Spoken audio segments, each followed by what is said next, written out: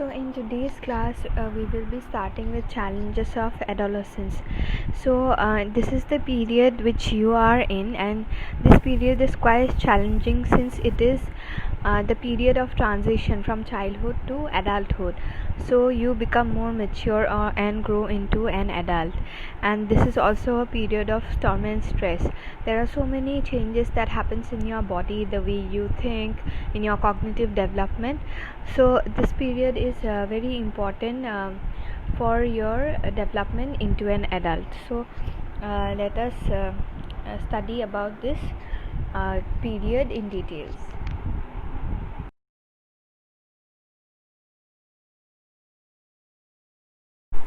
So adolescence derives from the Latin word adolescere, meaning to grow into maturity. So it is the transitional period in a person's life between childhood and adulthood. Adolescence is commonly defined as the stage of life that begins all the onset of puberty, when sexual maturity or the ability to reproduce is attained. So this is the period where there are so many changes in your body, there are so many changes in the way you think. You have sexual maturity also. Girls attain their menarche, and boys, they grow in height, physically, mentally, and the way you used to feel about your opposite sex in your childhood, you don't feel the same way anymore. So there are differences. So these are the changes which marks the beginning of adolescence. There are definitely physical changes, but also many social and psychological dimensions of the adolescence experience, which is dependent on the cultural context. Okay, now for example, definitely you are growing physically also, but the way you are forming friendships, the way you feel about the opposite sex, everything is changing also. And the meaning of friendship as a 9-year-old or as a 7-year-old was completely different as a 16 or 17-year-old for you all. So not only physically but socially and psychologically also change. And also now, since your hormones are not very stable, so there will be, that there will be so many emotions hitting you at the same time. So emotions also becomes unmanageable, and there is a change from your childhood. Now let us look at the physical development in your next slide.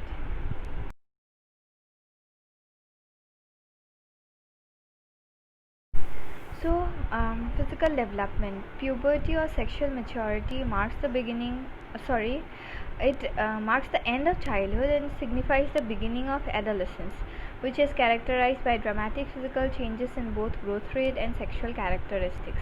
However, puberty is not a sudden event, but it is a gradual process. Okay, so it doesn't just happen in one day or a month. Okay, it happens gradually. The age of teenage, it lasts to a very long time. Okay, so this whole period you are growing, whether it's your height or other sexual characteristics, it grows. Okay, the hormones released during puberty result in the development of primary and secondary sexual characteristics. Okay, so the primary sexual characteristics include those directly related to the reproduction, and the secondary sex characteristics include features or signs of achieving sexual maturity.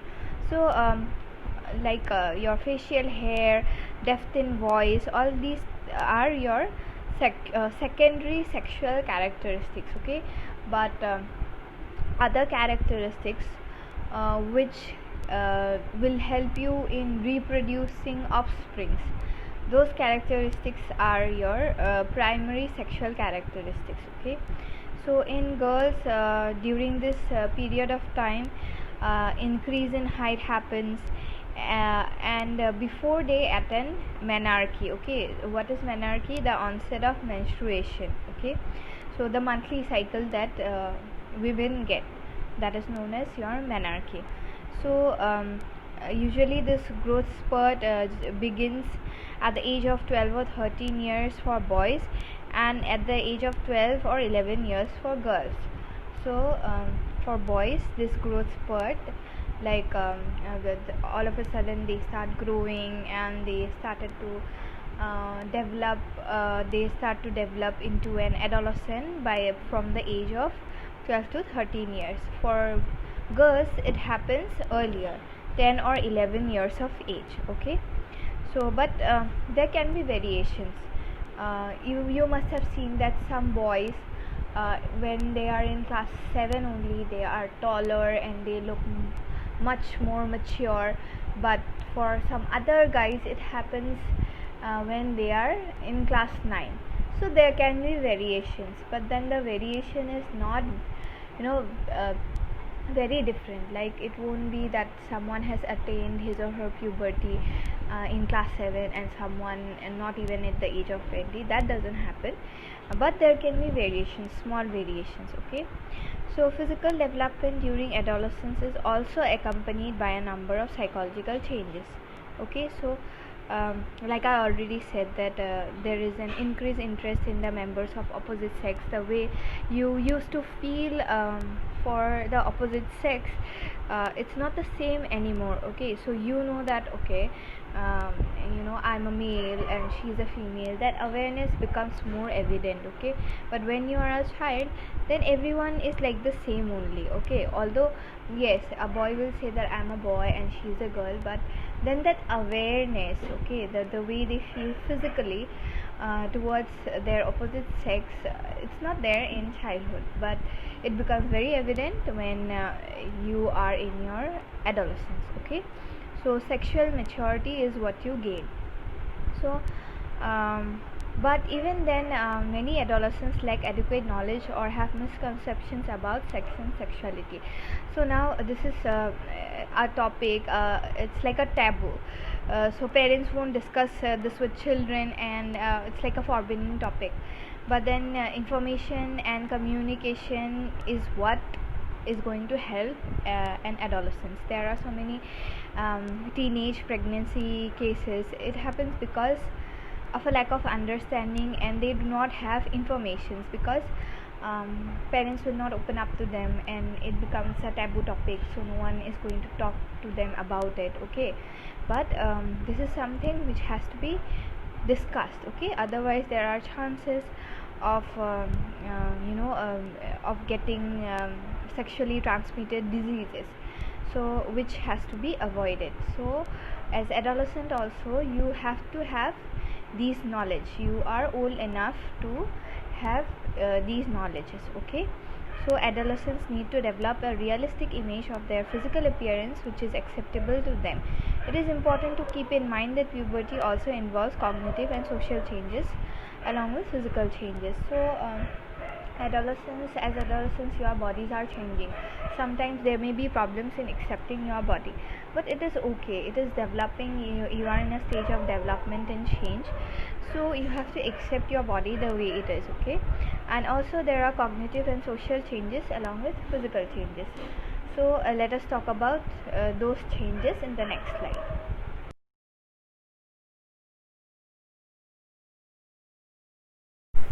So adolescents' thought becomes more abstract, logical and idealistic. They become more capable of examining their own thoughts, other thoughts, and what others are thinking about them.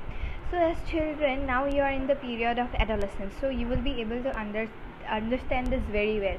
You few years ago you were children, but now you are an adolescent, and try to think that what are the changes cognitively, mentally, what are the changes that you have. Okay, your thinkings have become more abstract. Okay, it's not concrete anymore. You are told to do something and you will be doing that. No, but you are able to think on your own, decide on your own, have your own thoughts, have your own logics. You become more idealistic, and you are capable of examining others' thoughts and behaviors. If someone is not behaving properly with you, then you will understand why he or she is doing that to you. Okay, so you are you become more aware about others' emotions and about the world. Okay, so adolescents developing ability to reason gives them a new level of cognitive and social awareness. Okay, so you now you have a new cognitive and social awareness which is different from the way you were as a child. So Piaget believed that the formal operational thought appears between the age of 11 to 15 years. This is the age you just have crossed. I'm suppose you all are 16 plus, so this is the period that you have just crossed. So formal operational thought stage. During this stage, adolescent thinking expands beyond actual concrete experiences and they begin to think more in abstract terms and reason about them. In addition to being abstract, adolescent thought is also idealistic. Adolescents begin to think about ideal characteristics for themselves and others and compare themselves and others with these ideal standards. Okay, so you think that, oh, this particular these are the particular characteristics which are ideal and I have to become my ideal person. So before that, these thoughts didn't exist, but as an adolescent all these thoughts, all these thoughts starts developing. For example, they may think what an ideal parent is like and compare their parents with these ideal standards. Now this is very common, I'm sure that happens with you all. You probably sit and talk to your friends and talk about your parents. This is how my parents are, and your friend will also say that, oh, this is how my parents are, and then you will end up comparing your parents with someone else's parents. Oh, Nita's parents, they are like this, they are so nice, they are the ideal parents, our parents are not like this. So these comparison will start growing. Okay, so this may at times make adolescents wonder which of the newfound ideal standards they should adopt. Okay, so I'm sure that now also these things are going on in your lives. Okay, you always try to seek ideal standards and things that they should adopt. Okay, so in contrast to trial and error approach used by children in earlier stages of development, adolescent thinking becomes more systematic in solving problems. They think of possible courses of action, why something is happening the way it is, and systematically seek solution. Okay, so children, what they used to do is that they will do something, they will make mistake and they will do it again, and they will make mistake and learn from their mistakes. But as an adolescent, now your thinking process has become more systematic in solving problems. You wouldn't make errors, okay, and try and then do it, but you already know it. You know how it is solved, what is the process, and you will seek the the solution of the problem systematically rather than making the same mistake again and again. You will know how to deal with it. Okay, so Piaget called this type of logical thinking hypothetical deductive reasoning. So this particular type of thinking where you systematically seek solutions rather than using the trial and error method, that is making mistakes over and over again and learning from your mistakes. You are not using that method, but rather than you are seeking solutions systematically. So this particular kind of logical thinking Piaget has termed hypothetical deductive reasoning. So adolescence is a period which is characterized by hypothetical deductive reasoning. Okay, so logical thought also influences the development of moral reasoning. So we have learnt about moral reasoning, that children also develop moral reasoning, but how adolescents have developed moral reasoning is different from a child. Okay, so what does an adolescent think, okay, and how they develop moral reasoning? Let's see. So social rules are not considered as absolute standards and moral thinking shows some flexibility. Okay, so this is the difference. Okay, the adolescent recognizes alternative moral courses, explore options, and then decides on a personal moral code. So for example, should I smoke as everyone I know does? Is it ethical to copy answers in the examination? This also lends the possibility of adolescents not following society's norms if they conflict with personal code of ethics. So at this stage of time, you start developing your own personal code of ethics. What you are told by your parents or authority or by the teachers, you are not going to blindly follow it. That's why they say that adolescence is the period of experimentation also, and adolescents may tend to break rules more often because you start thinking in such ways. You start developing your own personal code of ethics, and you question everything, that is this right, is this wrong. You start reasoning on your own. Okay, so for example, individuals at this stage might participate in a protest march for a cause rather than adhere or conform to college norms. Okay, so like I already said, this is a period where you start developing your own personal code of ethics. So you tend to break the conformity. You are not going to conform to college rules or school rules, but rather you will question it, that is this right? I don't think so it is, because I feel so. So that thing starts developing. Okay, so adolescents also develop a special kind of egocentrism. So we already studied about egocentrism in pre-operational stage. Now let us study about egocentrism in your stage. Okay, so according to David Elkind, imaginary audience and personal fable are two components of adolescence egocentrism. Imaginary audience is adolescents believe that others are as preoccupied with them as they are about themselves. Okay, so so it's like you will also think that if you are, now this is the period of growing. Okay, you all are growing, so you will be very self-occupied, and you will also think that the way I am preoccupied with myself, others of my age are also not just my age, but others also are preoccupied about themselves. They imagine that people are always noticing them and observing each and every behavior of theirs. So maybe you are still in this stage, or you have just crossed this stage. Okay, what happens is that you are very conscious. You become very conscious that, okay, is everyone looking at me, the way I am walking, the way I am the way my hair is, everyone is looking at me. So this happens. I'm sure this must have happened with you, or is still happening. Okay, so this is one example. Okay, so now they imagine that people are always noticing them and observing each and behavior of theirs. So imagine a boy who thinks that all will notice the ink spot on his shirt, or a girl with a pimple feels, or people would think how bad her skin is.